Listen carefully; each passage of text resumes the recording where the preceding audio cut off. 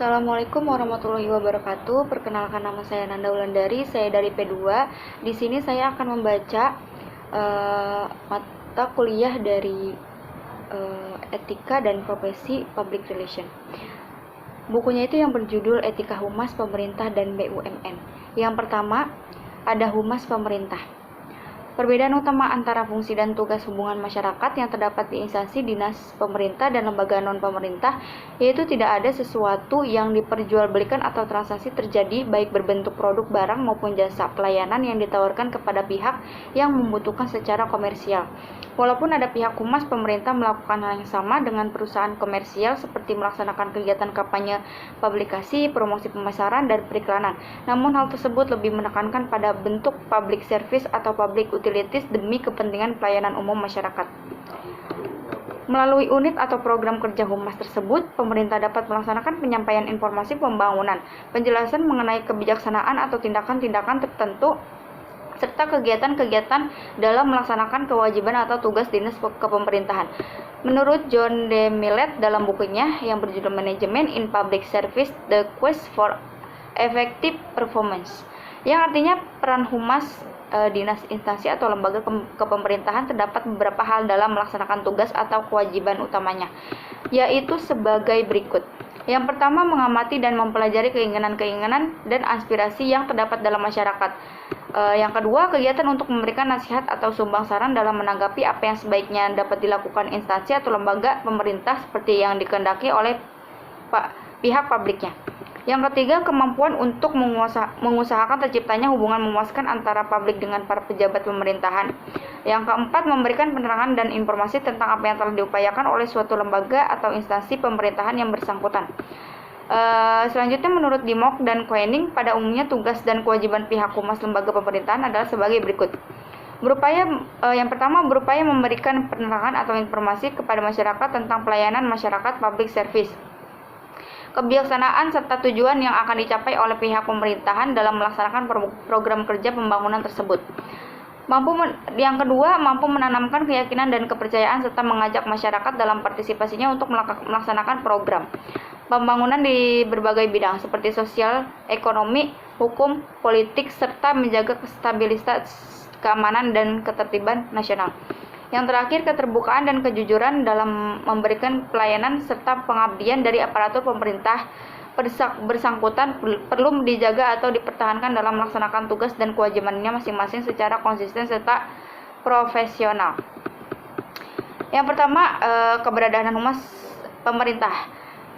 Keberadaan Departemen Kehumasan Public Relation Department di suatu lembaga atau instansi pemerintah merupakan keharusan baik secara fungsional maupun operasional.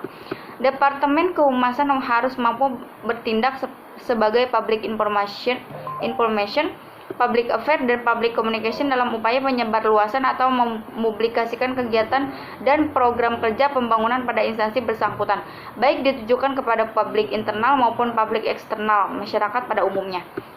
Peranan humas pemerintah dapat merupakan bagian dari suatu alat atau saluran instansi pemerintahan, yaitu untuk memperlancar proses interaksi positif dan menyebarluaskan informasi mengenai publikasi pembangunan nasional atau daerah dan provinsi melalui kerjasama dengan pihak massa atau pers.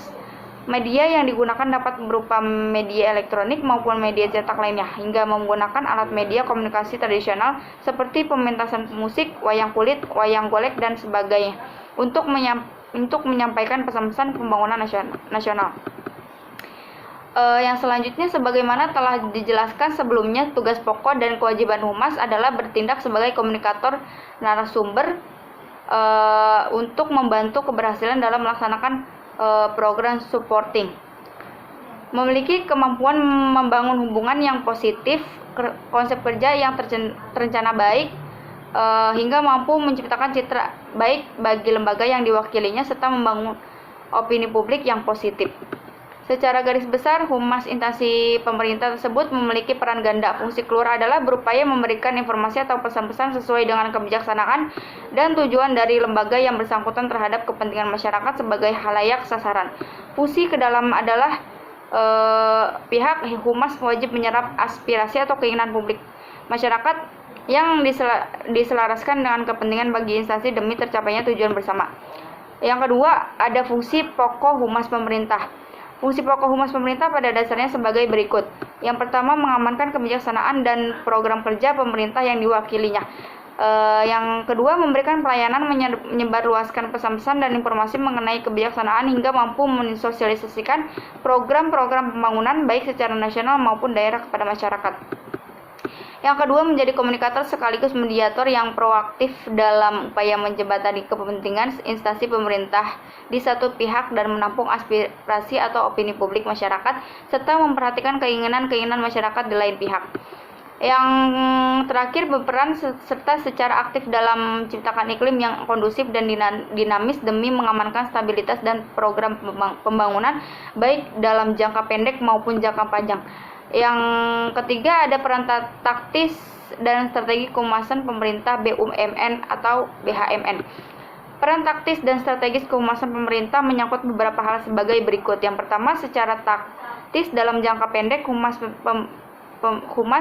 instansi pemerintahan berupaya memberikan pesan-pesan atau informasi yang efektif kepada masyarakat sebagai halayak sasarannya. Kemampuan untuk melaksanakan komunikasi yang efektif memotivasi dan memiliki pengaruh terhadap opini publik sebagai upaya menyamakan persepsi dengan tujuan dan maksud dari instansi atau lembaga yang bersangkutan. Yang kedua, secara strategis atau jangka panjang, humas instansi pemerintah berperan aktif dalam proses pengambilan keputusan dalam memberikan sumbang saran, gagasan, dan ide yang kreatif, serta cemerlang untuk menyukseskan program kerja lembaga bersangkutan hingga mampu menunjang keberhasilan pembangunan nasional jangka panjang serta mendorong melalui kerjasama dan mendapat dukungan masyarakat. Pengertian peran ganda humas pemerintah dan lembaga BUMN atau badan usaha milik negara tersebut di atas dalam upaya menunjang pelaksanaan tugas dan fungsi kehumasan lembaga bersangkutan. Dengan demikian, pejabat humas tersebut harus memiliki kemampuan dalam menguasai permasalahan yang dihadapi oleh instansi sebagai berikut. Yang pertama, kemampuan untuk mengamati dan menganalisis persoalan yang menyangkut kepentingan instansi atau halayak yang menjadi target sasarannya. Yang kedua, kemampuan melaksanakan hubungan komunikasi timbal balik yang efektif, dinamis, kreatif, dan saling mendukung kedua belah pihak serta menarik perhatian terhadap audiensnya. Yang ketiga, kemampuan untuk mempengaruhi dan menciptakan pendapat opini atau opini publik yang menguntungkan terhadap instansi atau lembaga yang diwakilinya. Yang keempat, kemampuan untuk menjalin hubungan yang baik, saling kerjasama, mempercayai, dan saling mendukung bagi kedua belah pihak yang terkait. Dalam rangka menunjang pelaksanaan tugas dan fungsi kehumasan tersebut, ada beberapa kegiatan yang dihadapinya secara rutin, yaitu yang pertama, kemampuan untuk membangun dan membina saling pengertian antara kebijaksanaan dari pihak pimpinan instansi atau lembaga dengan publik internal dan eksternal. Yang kedua, sebagai pusat pelayanan dan pemberian informasi atau narasumber berita baik berasal dari instansi lembaga maupun berasal dari pihak publiknya. Yang ketiga, melakukan mendokumentasikan dari setiap kegiatan publikasi dan peristiwa ajang khusus acara penting di lingkungan instansi atau lembaganya, baik yang disimpan dokumentasi dalam bentuk media cetak maupun media elektronik. Yang keempat, mengumpulkan data dan informasi yang berasal dari berbagai sumber, khususnya yang berkaitan dengan kepentingan instansi, lembaga, atau opini publik yang berkembang sebagai upaya penelitian dan keperluan untuk analisis serta pengembangan rencana dan program kerja yang akan datang. Yang terakhir, kemampuan menciptakan produk-produk publikasi humas seperti noise clipping, speech writing konsep, new release, press release, internal PR magazine, brosur, company profile, dan annual report publication. Yang keempat, ada etika humas pemerintah. Sebagaimana telah digariskan oleh SK Menpen nomor 31 garis miring 1971 melalui Bako Humas, yaitu Badan Koordinasi Kehumasan Pemerintah, serta instansi Pemda di masing-masing daerah dan provinsi. Tugas dan fungsi Bako Humas adalah sebagai berikut. Yang pertama, membantu Menteri Penerangan RI, sekarang Menteri Negara Komunikasi dan Informasi, dalam menetapkan kebijaksanaan pembinaan hubungan yang lancar dan harmonik antara masyarakat dan pemerintah. Yang kedua, mengadakan koordinasi, integrasi, sinkronisasi, dan kerjasama antara humas departemen dan lembaga pemerintah atau negara. Yang ketiga, merencanakan dan melaksanakan kegiatan-kegiatan kehumasan sesuai dengan kebijaksanaan pemerintah. Eh, Pemerintah yang berpedoman pada two-way traffic of communication adalah sebagai berikut. Berorientasi demi kepentingan tujuan politis dan birokratis dinas pemerintahan. Yang kedua, memberikan penerangan dan pendidikan masyarakat umum tentang kegiatan pemerintah dalam melaksanakan program kerja pembangunan nasional. Yang ketiga, mampu meyakinkan masyarakat atau mensosialisasikan maksud dan tujuan peraturan, langkah-langkah, serta pelaksanakan kebijaksanaan pemerintah. Yang keempat, mampu meyakinkan masyarakat. Yang kelima, menyampaikan dan memonitor pendapat umum yang berkembang agar peraturan dan perundang-undangan yang dikeluarkan tersebut senantiasa berdasarkan kenyataan dan dapat diterima oleh masyarakat. Yang berikutnya, menyampaikan informasi atau pesan tentang keinginan, aspirasi, pendapat, dan persepsi masyarakat terhadap pemerintah. Yang selanjutnya, membujuk masyarakat agar lebih aktif dalam peran sertanya menunjang program pembangunan perekonomian, masalah bidang Polpud, Hakamnas, kepedulian lingkungan hidup dan alam sekitarnya, serta pengembangan bidang pariwisata. Yang terakhir, turun aktif menyukseskan lebih spesifik mengenai program pembangunan nasional, kampanye KB atau keluargaan berencana, pembayaran pajak, Kadarkum, kesadaran hukum, GDN, gerakan disiplin nasional, PIN, pekan imunisasi nasional, dan lain sebagainya. Yang selanjutnya ada sikap kepribadian humas pemerintah. Sesuai dengan kode kehormatan, sebagai juru penerang harus memiliki sikap kepribadian sebagai berikut. Yang pertama, juru penerang yakin akan kebenaran dengan Pancasila, negara Pancasila. Yang kedua, juru penerang setia dan tulus ikhlas melaksanakan politik pemerintah. 3. Juru penerangan menitan di dalam jiwanya, pikiran, dan perbuatan berdisiplin tinggi militer apa saja perintah yang harus dilaksanakan.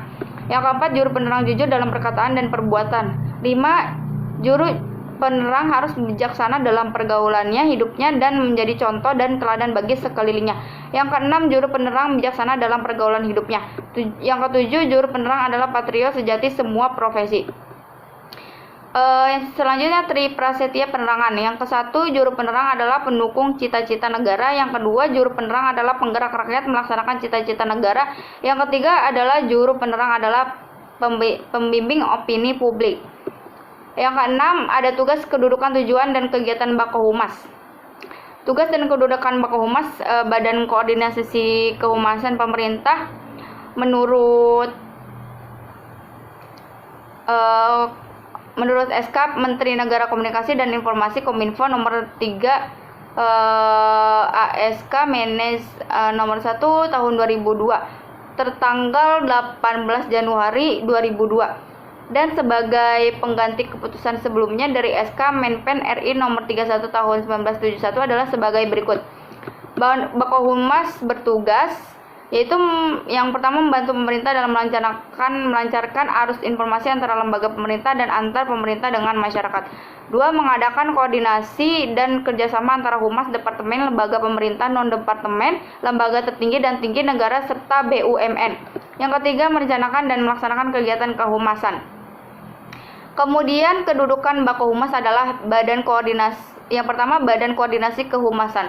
Selanjutnya, dalam surat keputusan ini SK Kominfo nomor 31 tahun 2000 nomor 3 bulan 1 2002 disingkat Bakohumas. Yang kedua, keanggotaan Bakohumas terdiri dari humas-humas departemen, lembaga pemerintah non-departemen, lembaga tertinggi dan tinggi negara, serta BUMN. Yang ketiga, Bakohumas dikoordinasikan oleh lembaga informasi nasional dan bertanggung jawab kepada Menteri Negara Komunikasi dan Informasi. Kemudian menurut SK Kepala Lembaga Informasi Nasional nomor 30 SK KALIN tahun 2002 yang berkaitan dengan pedoman tata kerja Bakohumas, tujuan dan kegiatan Bakohumas adalah sebagai berikut. Tujuan Bakohumas yaitu yang pertama, Bakohumas bertujuan untuk meningkatkan kerjasama layanan informasi dan mengembangkan profesi kehumasan. Yang kedua, prinsip kerja dalam pencapaian tujuan tersebut. Ayat 1 pasal ini berdasarkan prinsip kesetaraan sebagai realisasi koordinasi dan kerjasama dalam pelancaran arus informasi. Bakohumas mempunyai kegiatan antara lain sebagai berikut. Ikut serta dalam berbagai kegiatan pemerintah khususnya di bidang layanan informasi, melakukan pembinaan dan pengembangan profesi kehumasan, meningkatkan fungsi dan kedudukan humas dalam rangka menunjang kebijakan pemerintah. Yang terakhir, memelihara hubungan kerjasama yang baik dan menciptakan hubungan yang efektif dan harmonis dengan organisasi dan lembaga resmi serta masyarakat. Sejak tahun 1967, yaitu terbentuknya Badan Koordinasi antara Humas Departemen dan Lembaga Negara Bakohumas. Pada umumnya disebutkan bahwa sesungguhnya fungsi pokok humas pemerintah tersebut adalah sebagai berikut. Yang pertama, mengamankan kebijaksanaan politik pemerintah. Yang kedua, memberikan pelayanan atau menyebarluaskan informasi dalam rangka meyakinkan masyarakat dalam hal menerjemahkan kebijaksanaan pemerintah. Yang ketiga, menerima dan menampung informasi dari masyarakat. Yang keempat, menjadi komunikator dan mediator yang proaktif dalam rangka komunikasi dua arah timbal balik. Yang terakhir, ikut serta secara aktif menciptakan iklim yang kondusif untuk mengamankan politik pembangunan atau program pembangunan nasional. Yang selanjutnya yaitu bentuk organisasi non-profit. Pengertian organisasi non-profit menurut Catlip, Center, dan Brum tahun 2000 halaman 520, yaitu keberadaan organisasi non-profit yang merupakan kategori khusus di dalam peraturan perpajakan yang dikenal oleh masyarakat, yakni delegating public tales to private group. Dari pengertian non-profit sektor yang banyak dilaksanakan di berbagai negara, terdapat 5 jenis definisi organisasi non-profit sebagai berikut. Yang pertama, organizer. Secara singkat, yaitu terdapat beberapa kelembagaan sesungguhnya, berarti organisasi tersebut memiliki piagam atau perizinan kegiatan penyelenggaraan pertemuan berkala dan pengurus tetap, peran serta atau indikator dalam kegiatan relatif permanen. Yang kedua, privat. Privat merupakan organisasi non-profit dan kelembagaannya sebagai agen yang tidak terkait dengan atau di bawah kontrol pemerintah meskipun organisasi bersangkutan menerima bantuan dana dari pihak pemerintah. Yang ketiga, non-profit distributing. Organisasi non-profit yang tidak sama dengan organisasi di sektor privat tidak berupaya mencari keuntungan profit bagi pihak pemilik dan jajaran direktur lembaga tersebut, yang berarti memiliki pendapatan lebih dipergunakan untuk mencapai misi organisasi bersangkutan. Dalam hal ini berarti organisasi non-profit tidak mencari keuntungan. Dengan demikian, pendistribusian keuntungan perusahaan dilarang dilaksanakan oleh pihak pengurus sebagai akibat organisasi yang tidak berorientasi mencari profit. Yang keempat, self-governing merupakan organisasi non-profit bebas dan mandiri serta memiliki kontrol sendiri, kemampuan merancang prosedur secara mandiri dan bebas kontrol dari pihak luar. Kemudian memiliki dewan direksi dan memberikan peluang bagi warga untuk berpartisipasi sesuai dengan karakter organisasi non-profit yang bebas dan independen, bebas ikut campur dan kontrol dari pihak pemerintah. Yang kelima, voluntary. Secara sederhana merupakan kegiatan partisipasi dan sukarelawan dalam organisasi non-profit atau perilaku program kerja yang berkaitan dengan pengolahan dana bantuan sosial. Adapun bentuk-bentuk pelayanan organisasi non-profit, public relation atau humas pada sebuah lembaga atau organisasi non-pemerintah dan non-profit orientasi terdapat pada bidang-bidang atau profesi tertentu sebagai berikut. Yang pertama, bidang pelayanan penasihat hukum, konsultasi hukum, dan pembelaan hukum sebagai upaya pengabdian terhadap masyarakat yang memerlukan pendamping bagi kliennya ketika berperkara hukum di pengadilan. 2. Bidang pelayanan keagamaan dan rohani, ceramah, khotbah, dan dakwah nilai-nilai keagamaan di masjid, gereja, dan pusat keagamaan lainnya untuk menuntun ajaran agama dan peribadatan bagi umatnya masing-masing. Yang ketiga, bidang seni dan budaya pop modern serta tradisional di berbagai pusat pengembangan kesenian dan kebudayaan. Yang keempat, lembaga yayasan bidang pelayanan pendidikan dan pelatihan keterampilan dan profesi lainnya, baik di pusat pelatihan dan keterampilan dan profesi lainnya, baik di pusat pelatihan dan pendidikan milik swasta maupun pemerintah. Yang kelima, bidang profesi pelayanan kesehatan dan paramedik serta kedokteran di berbagai lembaga rumah sakit, poliklinik, dan puskesmas. Yang keenam, bidang profesi pelayanan sosial lainnya, pusat rehabilitasi penyembuhan narkoba serta pengidap penyakit HIV atau AIDS, perawatan orang jompo, rumah yatim piatu, dan pusat pelayanan penyakit sosial lainnya. Yang ketujuh, termasuk humas organisasi non-profit di lembaga BUMN atau BHMN, baik bergerak di bidang produksi strategis maupun pelayanan jasa umum dan kepentingan umum yang terdapat di Departemen Pemerintah, TNI, Polri, dan lain sebagainya. Yang kedelapan, bidang profesi organisasi politik yang mewakili anggota partai dan legislatif di Dewan Perwakilan Rakyat dan Majelis Permusyawaratan Rakyat. Yang terakhir, bidang profesi organisasi lembaga swadaya masyarakat LSM, YLKI, Yayasan Lembaga Konsumen Indonesia, LBH, Lembaga Bantuan Hukum, Lembaga Pemantau Pelaksanaan Pemilu, ICW, Indonesian Corruption Watch, dan organisasi non-profit dan lain sebagainya. Terima kasih, kurang lebihnya mohon maaf. Wassalamualaikum warahmatullahi wabarakatuh.